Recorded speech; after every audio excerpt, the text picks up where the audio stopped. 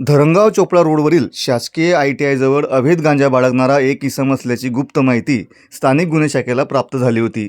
मिळालेल्या खात्रीशीर माहितीनुसार स्थानिक गुन्हे शाखेचे अधिकारी, अंमलदार तसेच धरणगाव पोलीस स्टेशनचे प्रभारी पोलीस निरीक्षक संतोष पवार यांच्या पथकाने संयुक्त कारवाई करत सापळा रचला। त्यावेळी एका हिरव्या रंगाच्या गुन्हेत अवैध सुका पालापाचोळा गांजा घेऊन बसलेला हर्षल संतोष गारुंगे वय 20 राहणार जळगाव हा इसम संशयित अवस्थेत आढळला। त्याची झडती घेतली असता 7 किलो 545 ग्रॅम वजनाचा 1,88,625 रुपयांचा गांजा जप्त करण्यात आला। या प्रकरणी संशयिताविरोधात धरणगाव पोलिसात गुन्हा दाखल करण्यात आला आहे।